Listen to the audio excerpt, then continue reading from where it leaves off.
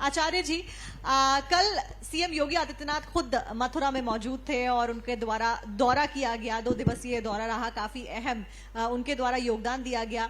उन्होंने 208 करोड़ की 80 प्रोजेक्ट्स का लोकार्पण यहां पर किया है। ओवरऑल कैसे देखते हैं आप मथुरा के विकास को? देखिए, एक बात मैं थोड़ी अलग कहना चाहता हूं।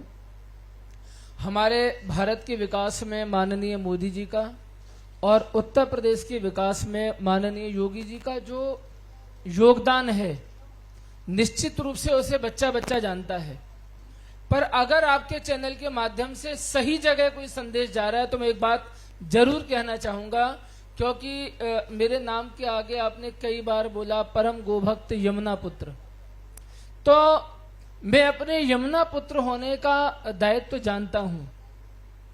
आजकल क्या है कि भारतीय जनता पार्टी की बात न करूं, सभी पार्टियों की बात है कि लोकल स्तर के जितने नेता होते हैं वो अपने बड़े नेता की केवल चाटुकारिता करते हैं, सत्य बताने की हिम्मत किसी में नहीं होती।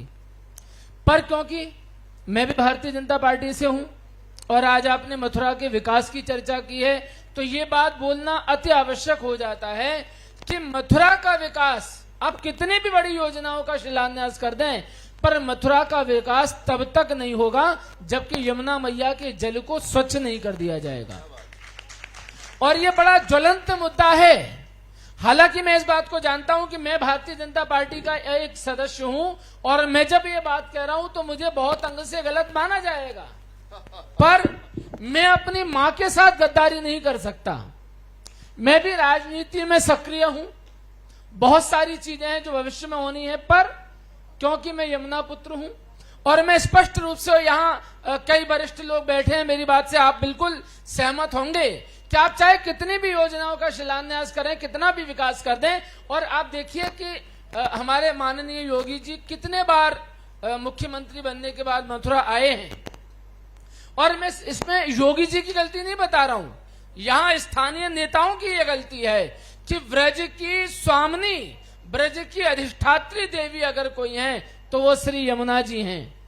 हमारे माननीय प्रधानमंत्री जी में मथुरा आए, मुख्यमंत्री जी तो न जाने कितने बार मथुरा आ गए, पर हमारे लोकल पैनल में इतनी ताकत आज तक नहीं हुई कि योगी जी को एक बार तो कम से कम यमुना जी के पास लेकर जाते और ताकि उनको दिखाते कि हमारे ब्रज की सबसे प्रमुख अंग, महाराज ब्रज की शोभा, ब्रज का आधार यमुना जी हैं। कम से कम उनकी एक जो दुर्दशा है वो कम से कम मुख्यमंत्री जी की नजर में तो आती। ऐसा नहीं हुआ तो साक्षी जी कितनी भी योजनाओं का शिलान्यास हो जाए, मैं तो डेफिनेटली संतुष्ट नहीं हूं जब तक कि यमुना मैया के लिए कोई महत्वपूर्ण कदम नहीं उठाया जाता, क्योंकि ये बात मोदी जी तक भी पहुंची हुई है।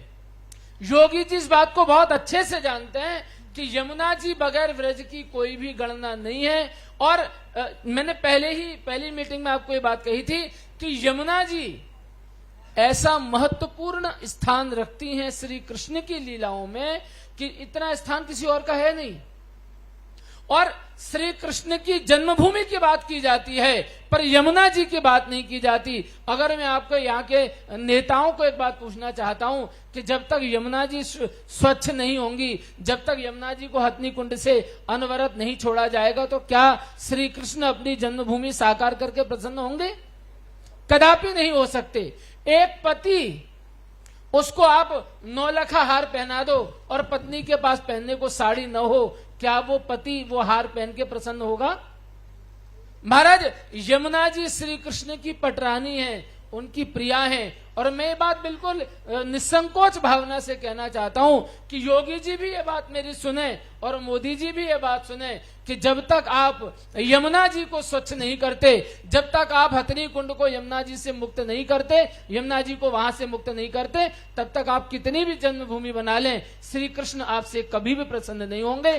तो मेरा केवल कहने का आशय यह है कि जब तक यमुना स्वच्छ नहीं है, जब तक महाराज स्वच्छ नहीं यमुना की धार, तो जीना मरना सब बेकार। ये मेरी आवाज नहीं है, सभी ब्रजवासियों की आवाज है। और ये आप अगर पहुंचा सकें तो महाराज, और अभी भारतीय जनता पार्टी के तो बड़े नेतृत्व करते हुए यहां बैठे हैं, और मैं आपका भी आह्वान करूंगा कि अगर पहुंचा सकते हैं तो ये आवाज मोदी जी योगी जी तक पहुंचाइए, ताकि व्रज का वास्तविकता में उत्थान हो और केवल इसके विषय में ढोंग पाखंड ना किया। क्या बात है।